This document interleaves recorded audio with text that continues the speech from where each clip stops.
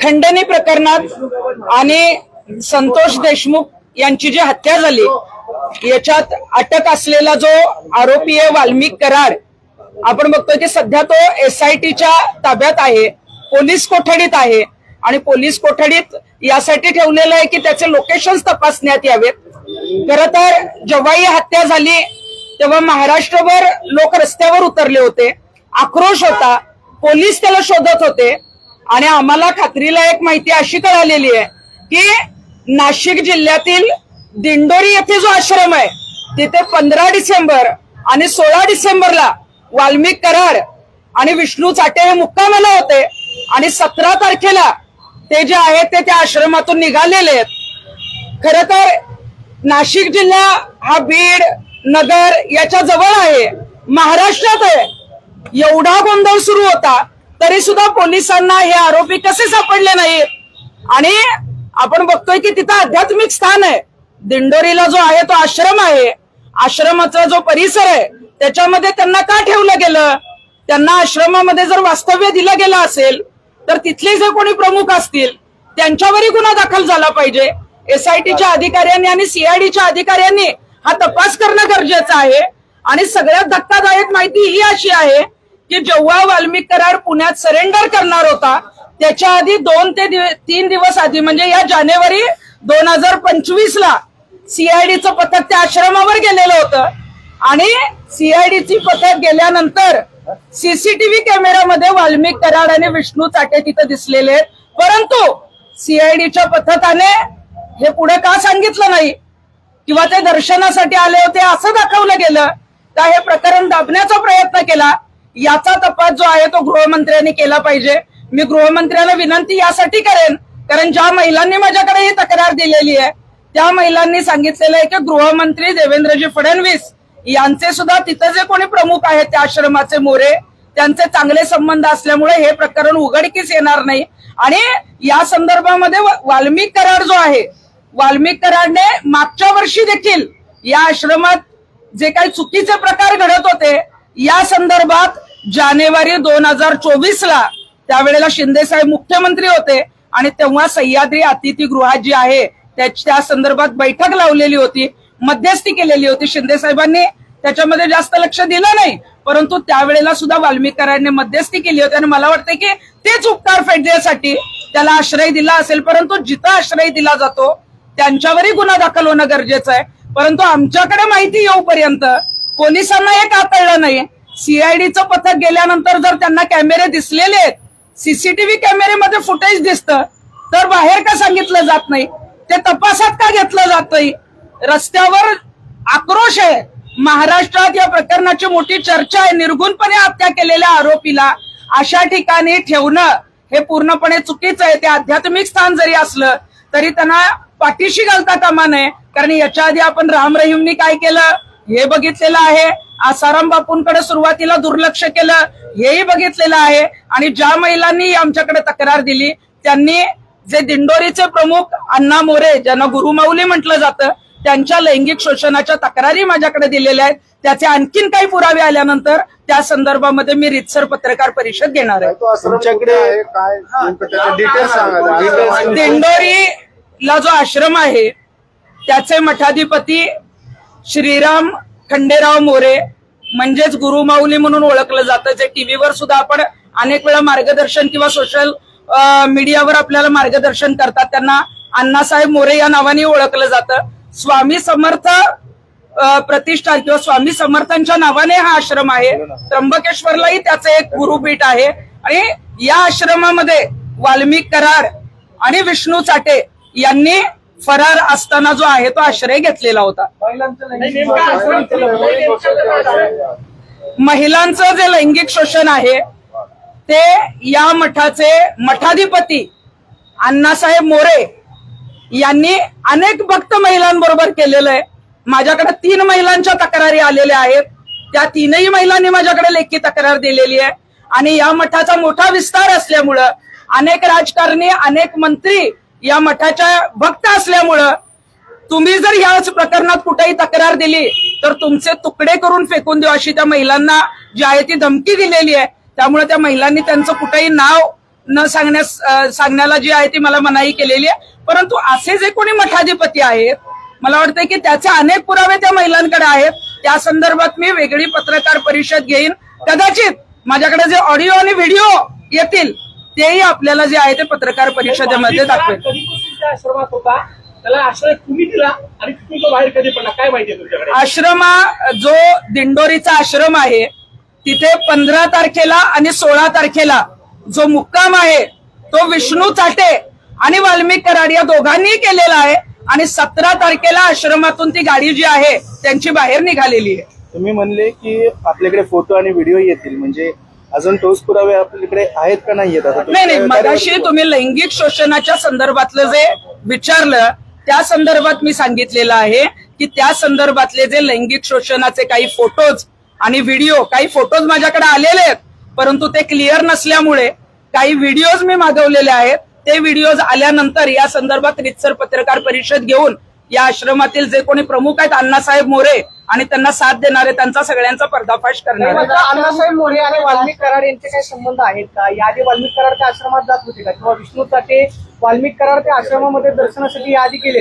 असं काय पुरावा आहे का? मागील वर्षामध्ये म्हणजे डिसेंबर 2023ला एक या मठावर जी आहे ती केस दाखल करण्यात आली होती.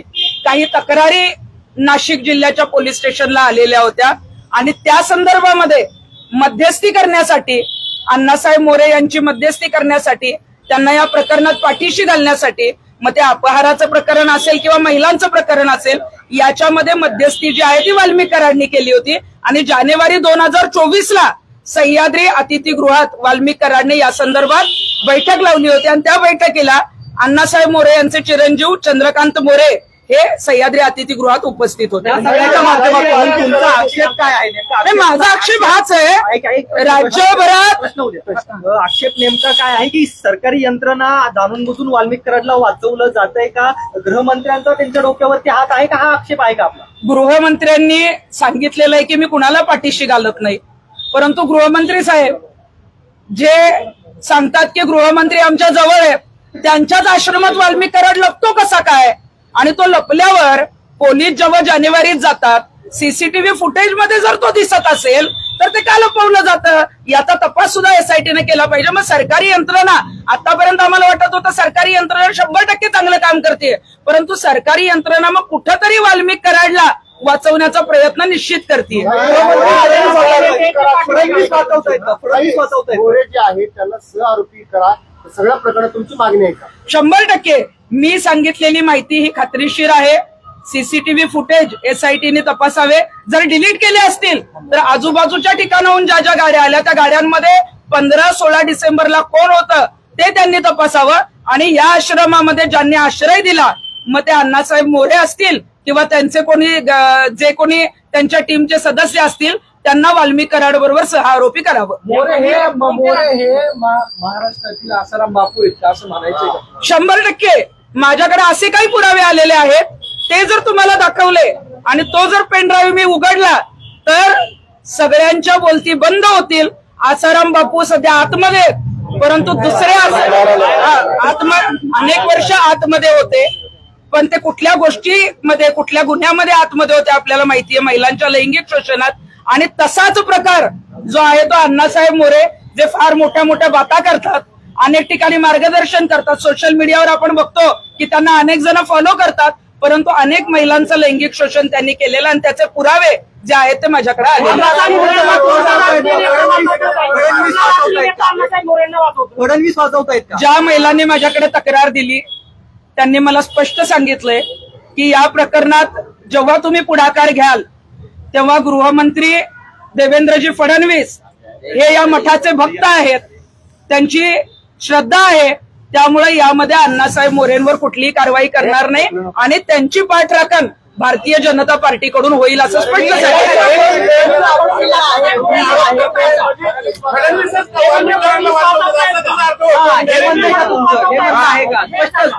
देवेंद्रजी फडणवीसांना मला स्पष्टपणे सांगायचंय की याच्या आधी तुम्ही गृहमंत्री म्हणून चांगलं काम केलंय, परंतु आतापर्यंत तुम्ही मुख्यमंत्री असून सुद्धा वाल्मिक कराडचा राजीनामा घेतला नाही याचा अर्थ देवेंद्रजी फडणवीसच वाल्मिक कराडला वाचवत. काही तुम्ही बघितलं असं संतोष देशमुख हत्याकांड प्रकरणात तपास आहे, खूप मागणी केल्यानंतर वाल्मिक कराडला अटक करण्यात आली. या तपासावर तुम्ही आतापर्यंत काय कसं पाहताय? 2 मिनिटं, माझं एक चुकीचं वाक्य गेलं, आता मी परत करेक्ट करेन. हा, धनंजय मुंडे हे मंत्रिमंडळात आहे.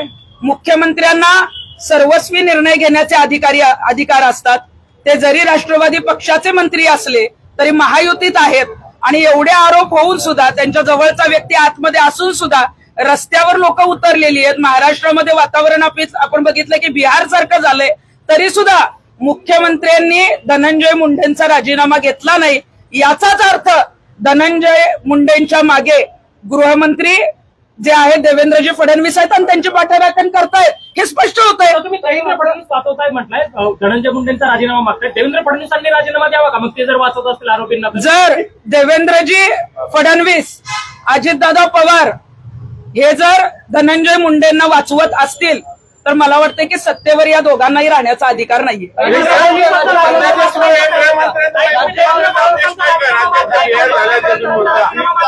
कोणाचा? देवेंद्र फडणवीसांचा. सध्या आज आपण बघितलं सैफ अली खानचं प्रकरण झालं.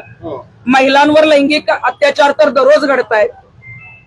1 महिना 1.5 महिना होत आला, परळीचं प्रकरण अजूनही शांत होत नाही. जसे विरोधक आहेत तसेच आक्रमक रस्त्यावर उतरतायत आणि एवढं मग आक्रमकपणे रस्त्यावर उतरतायत. 144 कलम सगळीकडे लावावं लागतंय. मग गृहमंत्री काय कामाचे आहेत? गृहमंत्र्यांनी राजीनामा दिला पाहिजे. तुम्ही मुख्यमंत्री पद सांभाळा. काही वाल्मिक कराडचे एक जे कारनामे आता उघडकीस येत आहेत, त्यानं पुण्यासारख्या शहरात किंवा अनेक शहरात मोठ्या प्रमाणात बेनामी मालमत्ता देखील उभी केली आहे. एकंदरीत या संपूर्ण प्रकरणात जो काही तपास सुरू आहे त्याच्यावर तुम्ही समाधानी आहात का? काय वाटतं, इतका वेळ का लागला याला? मला वाटतं की तातडीनं तपास होणं गरजेचं होतं.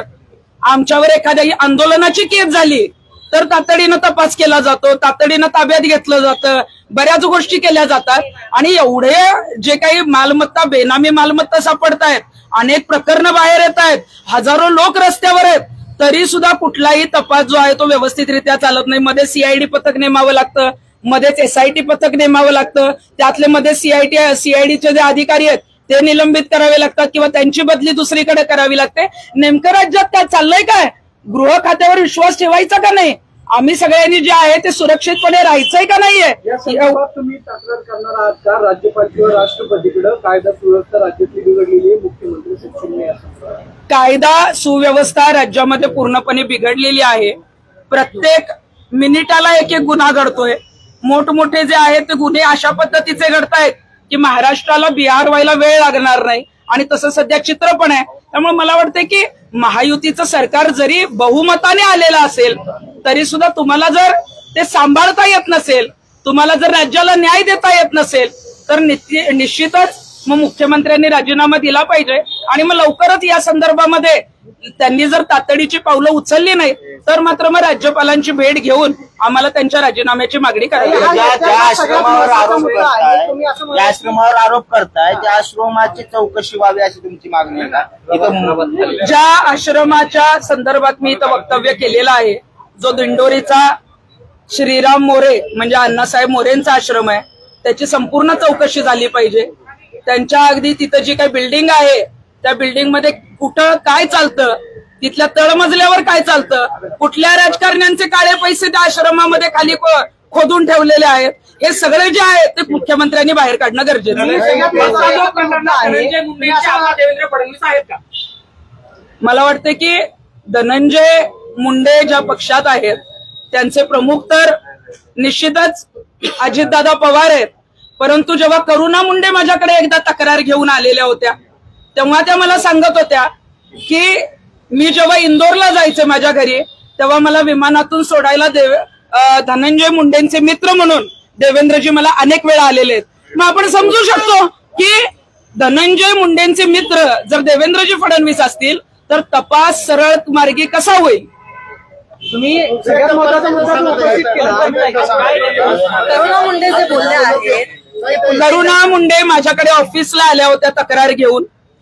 अनेक मंत्र्यांकडे त्या गेल्या. जे आता विरोध करतायत धनंजय मुंडेंना त्या आधी त्यांच्याच पक्षात होते. परंतु त्यावेळेला मी सांगितलं होतं की तुम्ही देवेंद्रजी फडणवीसांनाही भेटा. त्यावेळेला त्यांनी मला सांगितलं की देवेंद्रजी फडणवीस हे धनंजय मुंडेंचे एकदम जिवलग मित्र आहेत. कधी जर मला इंदोरला माहेरला जायला लागायचं तर मला विमानामधून सोडायला देवेंद्रजी फडणवीस जे आहेत ते धनंजय मुंडेंऐवजी यायचे. नाही, याचा अर्थ हेच आहे की मैत्री आहे, दाखवायचं वेगळं आणि करायचं वेगळं. आतापर्यंत खरोखरच देवेंद्रजी फडणवीसांवर मोठा विश्वास आहे आमचा, परंतु राजीनामा जर घेतला असता तर पुढे गुन्ह्याचा तपास होईल. मोका दाखल झाला, पण मोकाही कधी दाखल झाला? जेव्हा कोणीतरी टॉवरवर चढतं तेव्हा, कोणीतरी रस्त्यावर उतरतं तेव्हा. मला वाटतं की मैत्री जर तुमची आहे तर ती मैत्री बाजूला ठेवा आणि याच्यामध्ये जे जे काही सगळं समोर आलंय त्याच्यामध्ये ही लोक कशी सुटणार नाहीत, यांना कशा पद्धतीनं कायमस्वरूपी तिथं जे काही जन्मठेप असेल, फाशी असेल ती कशी होईल यासाठी देवेंद्रजी फडणवीसांनी पुढाकार गंभीर आरोप आहेत ते तुम्ही केलेले आहेत. नेमकं हे कोणत्या साली करुणा मुंडेंना फडणवीस सोडायला जायचे? कारण का साधारणतः 2008-9 पासून सक्रिय राजकारणामध्ये मोठ्या प्रमाणामध्ये पदं जी आहेत ती देवेंद्रनी भूषवली. नाही, हे बघा, करुणा मुंडे ज्या आहेत त्यांचं जे लग्न आहे ते धनंजय मुंडेंबरोबर झालंय. त्या धनंजय मुंडेंच्या पहिल्या पत्नी पण आहेत. त्यामुळं साधारण 2005च्या आधीचा तो कालावधी असेल, एक्झॅक्ट मला साल सांगता येणार नाही, परंतु जी काही 1995 ते 2005च्या दरम्यान या ज्या काही गोष्टी आहेत त्याच्यामध्ये मला त्यांनी स्पष्ट सांगितलेलं होतं आणि त्यावेळी त्या मला म्हणत होत्या की ताई हमें तो न्याय नहीं मिलेगा क्योंकि उनका फ्रेंड ही जो है वो सीएम बना है, उनके जो नजदीक के लोक है. मग त्या अनेक वेळा सुप्रिया सुळेंकडे गेल्या. सुप्रिया सुळेंचे तर अक्षरशः जे आहे ते उंबरटे त्यांनी जिजवले. अजितदादांकडे गेल्या, परंतु कुठलाही गुन्हा, कुठलीही कारवाई झाली नाही. उलट करुणा मुंडेंनाच खोट्या गुन्ह्यांमध्ये अडकवून जे आहे ते त्यांना बदनाम करण्याचा प्रयत्न झाला. वाल्मिक कराडनं मुख्यमंत्री एकनाथ शिंदे असताना जी बैठक घेतलेली होती ती महिलांवरती अत्याचार झाले म्हणून हे प्रकरण दाबण्यासाठी घेतली होती की आर्थिक व्यवहार काय झाले होते? नक्की प्रकरण महिलांवर महिलेच्या अत्याचाराच्या संदर्भातला एक तक्रारी अर्ज नाशिकच्या पोलीस स्टेशनला दाखल झालेला होता आणि हे प्रकरण जर बाहेर आलं तर दिंडोरीच्या आश्रमाचे वाबाडे निघतील. तिथले जे प्रमुख आहेत, जानेवारी 2024ला जी आहे ती मीटिंग मुख्यमंत्र्यांबरोबर लावली होती.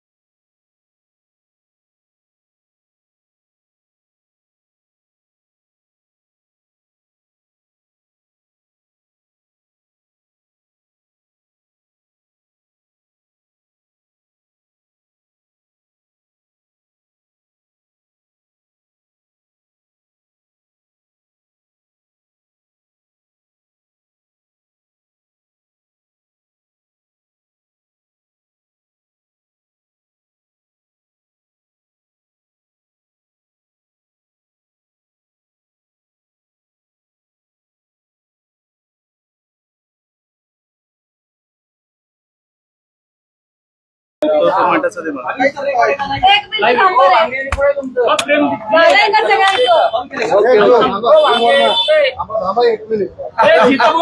थोडा चालू करू. खंडणीच्या प्रकरणात यार काय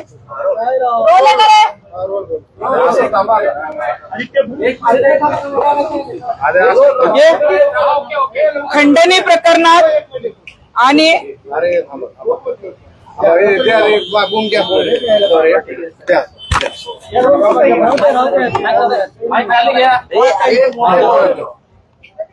खंडणी प्रकरणात आणि संतोष देशमुख यांची जी हत्या झाली याच्यात अटक असलेला जो आरोपी आहे वाल्मिक कराड, आपण बघतोय की सध्या तो SITच्या ताब्यात आहे, पोलीस कोठडीत आहे आणि पोलीस कोठडीत यासाठी ठेवलेलं आहे की त्याचे लोकेशन्स तपासण्यात यावेत.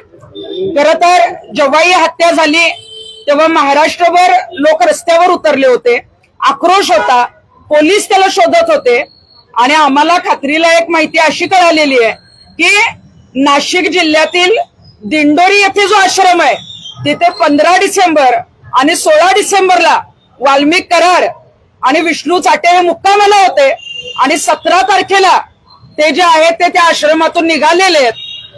खरं तर नाशिक जिल्हा हा बीड, नगर याच्या जवळ आहे, महाराष्ट्रात आहे. एवढा गोंधळ सुरू होता तरी सुद्धा पोलिसांना हे आरोपी कसे सापडले नाहीत? आणि आपण बघतोय की तिथं आध्यात्मिक स्थान आहे.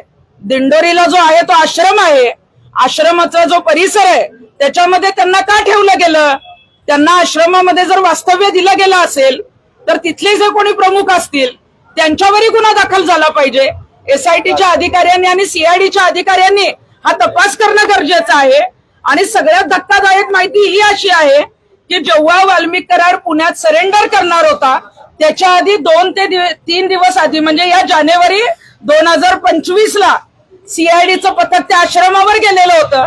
आणि CIDची पथक गेल्यानंतर CCTV कॅमेऱ्यामध्ये वाल्मिक कराड आणि विष्णू चाटे तिथे दिसलेले आहेत.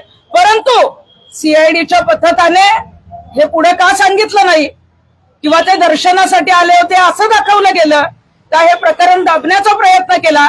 याचा तपास जो आहे तो गृहमंत्र्यांनी केला पाहिजे. मी गृहमंत्र्याला विनंती यासाठी करेन कारण ज्या महिलांनी माझ्याकडे ही तक्रार दिलेली आहे त्या महिलांनी सांगितलेलं आहे की गृहमंत्री देवेंद्रजी फडणवीस यांचे सुद्धा तिथे जे कोणी प्रमुख आहेत त्या आश्रमाचे मोरे त्यांचे चांगले संबंध असल्यामुळे हे प्रकरण उघडकीस येणार नाही. आणि या संदर्भामध्ये वाल्मिक कराड जो आहे, वाल्मिक कराडने मागच्या वर्षी देखील या आश्रमात जे काही चुकीचे प्रकार घडत होते या संदर्भात जानेवारी 2024ला त्यावेळेला शिंदे साहेब मुख्यमंत्री होते आणि तेव्हा सह्याद्री अतिथीगृहात जी आहे त्या संदर्भात बैठक लावलेली होती, मध्यस्थी केलेली होती. शिंदे साहेबांनी त्याच्यामध्ये जास्त लक्ष दिलं नाही परंतु त्यावेळेला सुद्धा वाल्मिक कराडने मध्यस्थी केली होती. आणि मला वाटतं की तेच उपकार फेडण्यासाठी त्याला आश्रय दिला असेल. परंतु जिथं आश्रय दिला जातो त्यांच्यावरही गुन्हा दाखल होणं गरजेचं आहे. परंतु आमच्याकडे माहिती येऊपर्यंत पोलिसांना हे का कळलं नाही? CIDचं पथक गेल्यानंतर जर त्यांना कॅमेरे दिसलेले आहेत, CCTV कॅमेरेमध्ये फुटेज दिसतं तर बाहेर का सांगितलं जात नाही? ते तपासात का घेतलं जात नाही? रस्त्यावर आक्रोश आहे. महाराष्ट्रात या प्रकरणाची मोठी चर्चा आहे. निर्गुणपणे हत्या केलेल्या आरोपीला अशा ठिकाणी ठेवणं हे पूर्णपणे चुकीचं आहे. ते आध्यात्मिक स्थान जरी असलं तरी त्यांना पाठीशी घालता कामा नये. कारण याच्या आधी आपण राम रहीमनी काय केलं हे बघितलेलं आहे. आसाराम बापूंकडे सुरुवातीला दुर्लक्ष केलं हेही बघितलेलं आहे. आणि ज्या महिलांनी आमच्याकडे तक्रार दिली त्यांनी जे दिंडोरीचे प्रमुख अण्णा मोरे ज्यांना गुरुमाऊली म्हटलं जातं त्यांच्या लैंगिक शोषणाच्या तक्रारी माझ्याकडे दिलेल्या आहेत. त्याचे आणखीन काही पुरावे आल्यानंतर त्या संदर्भामध्ये मी रीतसर पत्रकार परिषद घेणार आहे. तुमच्याकडे काय डिटेल्स सांगा. दिंडोरीला जो आश्रम आहे त्याचे मठाधिपती श्रीराम खंडेराव मोरे म्हणजेच गुरुमाऊली म्हणून ओळखलं जातं. जे टीव्हीवर सुद्धा आपण अनेक वेळा मार्गदर्शन किंवा सोशल मीडियावर आपल्याला मार्गदर्शन करतात त्यांना अण्णासाहेब मोरे या नावाने ओळखलं जातं. स्वामी समर्थ प्रतिष्ठान किंवा स्वामी समर्थांच्या नावाने हा आश्रम आहे. त्र्यंबकेश्वरलाही त्याचे एक गुरुपीठ आहे. आणि या आश्रमामध्ये वाल्मिक कराड आणि विष्णू चाटे यांनी फरार असताना जो आहे तो आश्रय घेतलेला होता. महिलांचं जे लैंगिक शोषण आहे ते या मठाचे मठाधिपती अण्णासाहेब मोरे यांनी अनेक भक्त महिलांबरोबर केलेलं आहे. माझ्याकडे 3 महिलांच्या तक्रारी आलेल्या आहेत. त्या 3ही महिलांनी माझ्याकडे लेखी तक्रार दिलेली आहे. आणि या मठाचा मोठा विस्तार असल्यामुळं अनेक राजकारणी अनेक मंत्री या मठाच्या भक्त असल्यामुळं तुम्ही जर याच प्रकरणात कुठेही तक्रार दिली तर तुमचे तुकडे करून फेकून देऊ अशी त्या महिलांना जी आहे ती धमकी दिलेली आहे. त्यामुळे त्या महिलांनी त्यांचं कुठेही नाव न सांगण्याला जी आहे ती मला मनाई केलेली आहे. परंतु असे जे कोणी मठाधिपती आहेत मला वाटतं की त्याचे अनेक पुरावे त्या महिलांकडे आहेत. त्या संदर्भात मी वेगळी पत्रकार परिषद घेईन. कदाचित माझ्याकडे जे ऑडिओ आणि व्हिडिओ येतील तेही आपल्याला जे आहे ते पत्रकार परिषदेमध्ये दाखवेल. आश्रमात होता त्याला आश्रय तुम्ही दिला आणि तिथून तो बाहेर कधी पडला काय माहितीये तुमच्याकडे? आश्रमा जो दिंडोरीचा आश्रम आहे तिथे 15 तारखेला आणि 16 तारखेला जो मुक्काम आहे तो विष्णू चाटे आणि वाल्मिक कराड या दोघांनी केलेला आहे. आणि 17 तारखेला आश्रमातून ती गाडी जी आहे त्यांची बाहेर निघालेली आहे. तुम्ही म्हणले की आपल्याकडे फोटो आणि व्हिडिओ येतील म्हणजे अजून ठोस पुरावे आपल्याकडे आहेत का नाही येतात? नाही मगाशी तुम्ही लैंगिक शोषणाच्या संदर्भातलं जे विचारलं त्या संदर्भात मी सांगितलेलं आहे की त्या संदर्भातले जे लैंगिक शोषणाचे काही फोटोज आणि व्हिडिओ, काही फोटोज माझ्याकडे आलेले आहेत, परंतु ते क्लिअर नसल्यामुळे काही व्हिडिओज मी मागवलेले आहेत. ते व्हिडिओज आल्यानंतर या संदर्भात रितसर पत्रकार परिषद घेऊन या आश्रमातील जे कोणी प्रमुख आहेत अण्णासाहेब मोरे आणि त्यांना साथ देणारे त्यांचा सगळ्यांचा पर्दाफाश करणार आहे. अण्णासाहेब मोरे आणि वाल्मिक कराड यांचे काही संबंध आहेत का? याआधी वाल्मिक कराड त्या आश्रमात जात होते का? किंवा विष्णू चाटे वाल्मिक कराड त्या आश्रमामध्ये दर्शनासाठी याआधी गेले, असं काय पुरावा आहे का? मागील वर्षामध्ये म्हणजे डिसेंबर 2023ला एक या मठावर जी आहे ती केस दाखल करण्यात आली होती. काही तक्रारी नाशिक जिल्ह्याच्या पोलीस स्टेशनला आलेल्या होत्या आणि त्या संदर्भामध्ये मध्यस्थी करण्यासाठी, अण्णासाहेब मोरे यांची मध्यस्थी करण्यासाठी, त्यांना या प्रकरणात पाठीशी घालण्यासाठी, मग ते अपहाराचं प्रकरण असेल किंवा महिलांचं प्रकरण असेल, याच्यामध्ये मध्यस्थी जी आहे ती वाल्मिक कराडनी केली होती. आणि जानेवारी 2024ला सह्याद्री अतिथीगृहात वाल्मिक कराडने या संदर्भात बैठक लावली होती आणि त्या बैठकीला अण्णासाहेब मोरे यांचे चिरंजीव चंद्रकांत मोरे हे सह्याद्री अतिथीगृहात उपस्थित होते. सगळ्यांच्या माध्यमातून तुमचा आक्षेप काय आहे? माझा आक्षेप हाच आहे, राज्यभरात आक्षेप नेमका काय आहे की सरकारी यंत्रणा जाणून बुजून वाल्मिक कराडला वाचवलं जात आहे का? गृहमंत्र्यांचा त्यांच्या डोक्यावरती हात आहे का? हा आक्षेप आहे का आपला? गृहमंत्र्यांनी सांगितलेलं आहे की मी कुणाला पाठीशी घालत नाही, परंतु गृहमंत्री साहेब जे सांगतात की गृहमंत्री आमच्या जवळ आहे, त्यांच्याच आश्रमात वाल्मिक कराड लपतो कसा काय? आणि तो लपल्यावर पोलीस जेव्हा जानेवारीत जातात, सीसीटीव्ही फुटेज मध्ये जर तो दिसत असेल तर ते का लपवलं जातं? याचा तपास सुद्धा एसआयटीने केला पाहिजे. मग सरकारी यंत्रणा, आतापर्यंत आम्हाला वाटत होतं सरकारी यंत्रणा 100% चांगलं काम करते, परंतु सरकारी यंत्रणा मग कुठंतरी वाल्मिक कराडला वाचवण्याचा प्रयत्न निश्चित करते. मोरे जे आहेत त्यांना सहआरोपी करा, सगळ्या प्रकरणात तुमची मागणी आहे का? 100% मी सांगितलेली माहिती ही खात्रीशीर आहे. सीसीटीव्ही फुटेज एसआयटीने तपासावे. जर डिलीट केले असतील तर आजूबाजूच्या ठिकाणाहून ज्या ज्या गाड्या आल्या त्या गाड्यांमध्ये 15-16 डिसेंबरला कोण होतं ते त्यांनी तपासावं. आणि या आश्रमामध्ये ज्यांनी आश्रय दिला, मग ते अण्णासाहेब मोरे असतील किंवा त्यांचे कोणी जे कोणी त्यांच्या टीमचे सदस्य असतील, त्यांना वाल्मिक कराड बरोबर सहआरोपी करावं. मोरे हे महाराष्ट्रातील आसाराम बापू आहेत का असं म्हणायचं का? 100% माझ्याकडे असे काही पुरावे आलेले आहेत, ते जर तुम्हाला दाखवले आणि तो जर पेनड्राईव्ह मी उघडला तर सगळ्यांच्या बोलती बंद होतील. आसाराम बापू सध्या आतमध्ये, परंतु दुसरे अनेक वर्ष आतमध्ये होते, पण ते कुठल्या गोष्टीमध्ये, कुठल्या गुन्ह्यामध्ये आतमध्ये होते आपल्याला माहितीये, महिलांच्या लैंगिक शोषणात. आणि तसाच प्रकार जो आहे तो अण्णासाहेब मोरे जे फार मोठ्या मोठ्या बाता करतात, अनेक ठिकाणी मार्गदर्शन करतात, सोशल मीडियावर आपण बघतो की त्यांना अनेक जण फॉलो करतात, परंतु अनेक महिलांचं लैंगिक शोषण त्यांनी केलेलं आणि त्याचे पुरावे जे आहेत ते माझ्याकडे आले.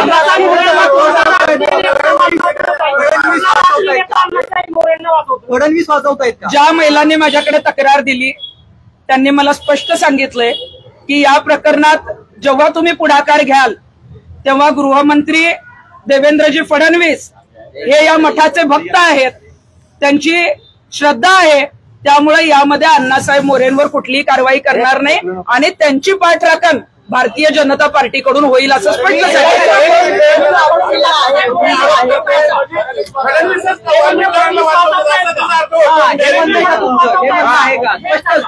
देवेंद्रजी फडणवीसांना मला स्पष्टपणे सांगायचंय की याच्या आधी तुम्ही गृहमंत्री म्हणून चांगलं काम केलंय, परंतु आतापर्यंत तुम्ही मुख्यमंत्री असून सुद्धा वाल्मिक कराडचा राजीनामा घेतला नाही, याचा अर्थ देवेंद्रजी फडणवीसच वाल्मिक कराडला वाचवलं. तुम्ही बघितलं असं संतोष देशमुख हत्याकांड प्रकरणात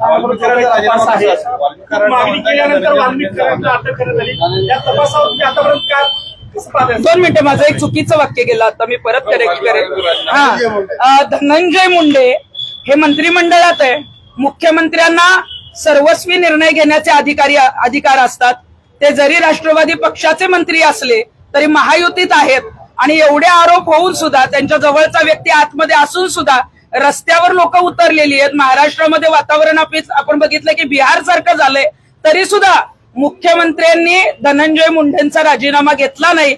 याचाच अर्थ धनंजय मुंडेंच्या मागे गृहमंत्री जे आहेत देवेंद्रजी फडणवीस आहेत आणि त्यांची पाठराखण करतायत हे स्पष्ट होत आहे. तुम्ही देवेंद्र फडणवीस वाचवतायत म्हटलंय, धनंजय मुंडेंचा राजीनामा मागतायत. देवेंद्र फडणवीसांनी राजीनामा द्यावा का मग ते जर वाचवत असतील आरोपींना? जर देवेंद्रजी फडणवीस, अजितदादा पवार हे जर धनंजय मुंडेंना वाचवत असतील तर मला वाटतं की सत्तेवर या दोघांनाही राहण्याचा अधिकार नाहीये.